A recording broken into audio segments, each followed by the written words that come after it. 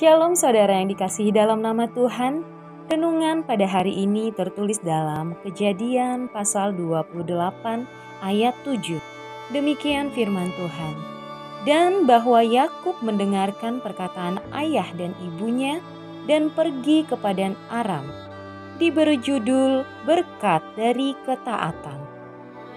Yakub melakukan sebuah perjalanan yang panjang dari Haran menuju Beersheba. Ratusan kilometer ia tempuh untuk mencari istri dari kaum keluarga ibu.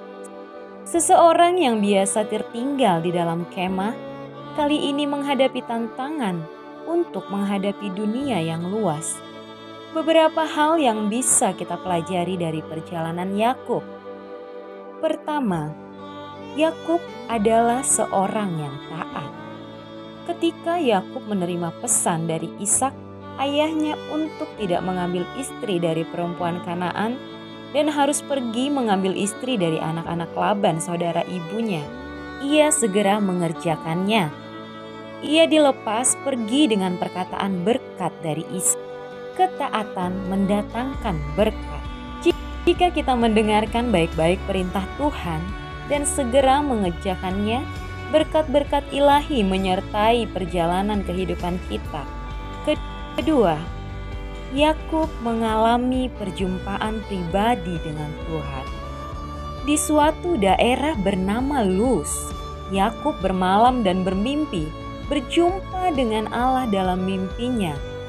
Allah berfirman bahwa Ia adalah Allah dari Abraham, kakeknya, dan Allah dari Ishak, ayahnya.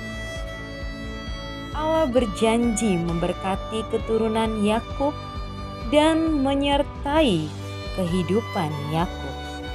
Setelah bangun dari tidurnya, Yakub merespon mimpi itu dengan kesungguhan hati dan percaya bahwa Allah ada. Bahkan ia berkomitmen dengan nazarnya bahwa ia akan menjadikan Tuhan sebagai Allahnya. Ia mendirikan tugu dari batu yang dipakainya sebagai alas kepalanya dan menjadikannya sebagai tanda pengingat. Ia menamai tempat itu Betel, yang berarti rumah Allah. Ketaatan Yakub membawanya mengenal Allah secara pribadi.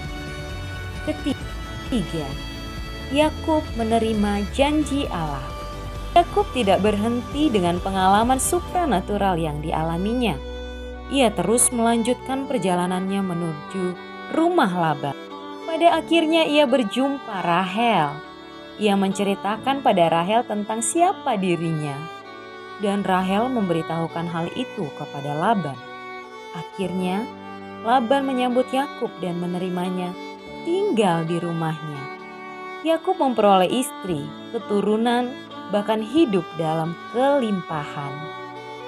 Meskipun melewati perjalanan yang panjang dan banyak rintangan dalam hidupnya, terutama saat bekerja di rumah Laban selama 20 tahun, namun ketaatan Yakub membawanya menerima janji Allah. Ketaatan kita adalah kunci berkat-berkat ilahi mengalir, tidak hanya secara materi, namun juga secara rohani. Refleksi. Apakah kita sudah taat dan menjadikan firman Tuhan sebagai landasan berpikir dan bertindak kita? Kedua, mengapa kita perlu taat kepada perkataan Tuhan di dalam kehidupan kita? Mari kita berdoa. Baharuilah diriku ya Tuhan untuk selalu taat dan teguh dalam firman-Mu. Haleluya. Amin.